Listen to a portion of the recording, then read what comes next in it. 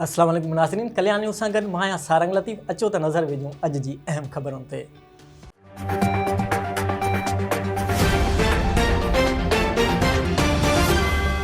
Hyderabad Karachi highway M9 जे motorway police sector 3 ऐं मशहूर ख़ानगी अस्पताल MK अस्पताल जे विच में मोटरवे पुलिस जे अमले खे रियायती अघनि ते सिहत जूं सहूलियतूं मुहैया करण जो मुआहिदो कयो वियो। हिन मुआहिदे मूजिबि MK अस्पताल पारां मोटरवे पुलिस एहलकारनि, अमलदारनि ऐं ॿिए अमले खे सिहत जे हर शोबे में 30 खां 50% ताईं रियायत ॾिनी वेंदी, जंहिं में हर तरह जे कंसल्टेंट डॉक्टर तरफ़ां फीस में रियायत कई वेंदी, जॾहिं त लेबॉरेटरी CT स्कैन ऐं MRI ते 50% रियायत ॾिनी वेंदी ऐं बाक़ी हर तरह जी दाख़िला फीस में 30% रियायत ॾिनी वेंदी। इन मौक़े ते MK अस्पताल जे चेयरमैन डॉक्टर शाहनवाज़ MK दलसाफ़िन खे ॿुधायो त असांजी अस्पताल में खोड़ सारियूं तिबी सहूलियतूं मौजूदु आहिनि। असां मुआहिदे मूजिबि मोटरवे पुलिस सेक्टर 3 जे नंढे तोड़े वॾे मुलाज़िमनि खे बर वक़्त ऐं असराइती तिबी सहूलियत मुहैया करण जा पाबंद आहियूं। वाज़े रहे त मुआहिदो मोटरवे पुलिस सेक्टर 3 जी ऑफिस जामशोर में कयो वियो। MK अस्पताल जे पारां चेयरमैन डॉक्टर शाहनवाज़ MK दल ऐं मोटरवे पुलिस पारां सेक्टर कमांडर आतिफ़ शहज़ाद मुआहिदे ते सयूं कयूं, जॾहिं त शाहिदनि में अस्पताल पारां नरेश कुमार ऐं अंसर रज़ा सयूं कयूं। होॾां मोटरवे पुलिस पारां ज़ुबैर अनवर CPO ऐं SPO तौफ़ीक़ अहमद कुरैशी सयूं कयूं। हीउ मुआहिदो ईंदड़ 5 सालनि लाइ कारगर हूंदो।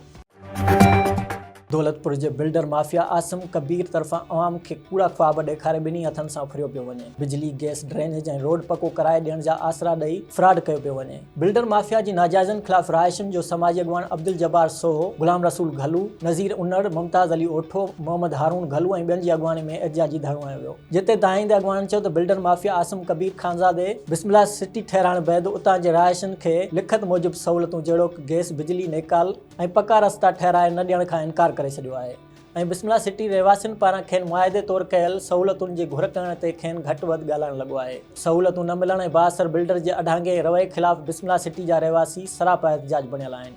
हिननि चयो त हू बाअसर आहे। इन लाइ असांजे आला इख्तियारनि खां घुराए त बाअसर बिल्डर माफ़िया आसिम कबीर ख़ानज़ादे ख़िलाफ़ क़ानूनी कार्रवाई करे असांखे सहूलियतूं मुहैया कयूं वञनि। ॿी सूरत में एहतिजाज जो दाइरो वसी करे अदालत जो दरवाज़ो पिणु खड़कायो वेंदो। पाकिस्तान तहरीक इंसाफ़ टंडोलियार पारां इलेक्शन कमीशन ऑफिस अॻियां एहतिजाजी मुज़ाहिरो करे सख़्त नारेबाज़ी कई वई। उन मौक़े ते PTI अॻवान फिदा हुसैन चौहान, असलम लिगारी, अली नवाज़ उन्नड़, निहाल लाशारी ऐं ॿियनि साफ़ियुनि सां ॻाल्हाईंदे चयो त मौजूदा इलेक्शन कमीशन खे हटाए मुल्क में शफ़ाफ़ इलेक्शन कराई वञे। हिन वक़्तु इलेक्शन कमीशन धुर बणियल आहे। मौजूदा इलेक्शन कमीशन जे हूंदे शफ़ाफ़ इलेक्शन नथी थी सघे। हिननि चयो त जेकॾहिं इलेक्शन कमीशन खे न हटायो वियो त पार्टी जे सॾ ते एहतिजाज जो दाइरो वसी कयो वेंदो।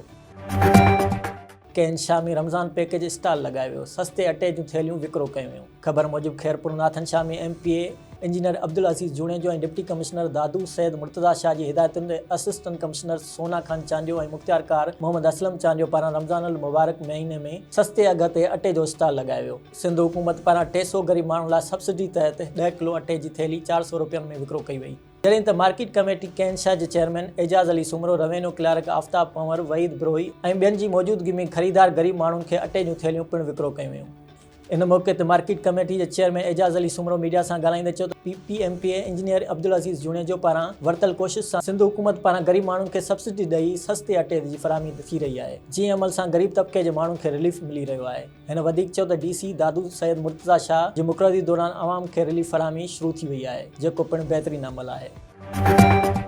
PPH आहे दादू पारां तालके अस्पताल में टुकनि जो आलमी हफ़्तो मल्हायो। PPH आहे दादू जे डिस्ट्रिक्ट मैनेजर सनाउल्ला मंगी, डॉक्टर इमदाद कलोड़ो, मंज़ूर पंवर, फैसल वफ़ा भट्टी, शुएब अली मस्तोई, जावेद सुमरो जी अॻवानी में टुकनि जो आलमी हफ़्तो मल्हाए सुजागी रैली कढी वई।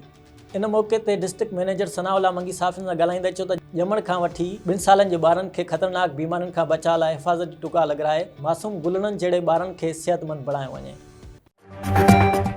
नाज़रीन, ही हुयूं अॼु अहम ख़बरूं। वधीक तफ़सीली ख़बरुनि लाइ विज़िट कंदा असांजी वेबसाइट www.dailykalyan.com ऐं असांजे YouTube चैनल ऐं Facebook पेज डेली कल्याण।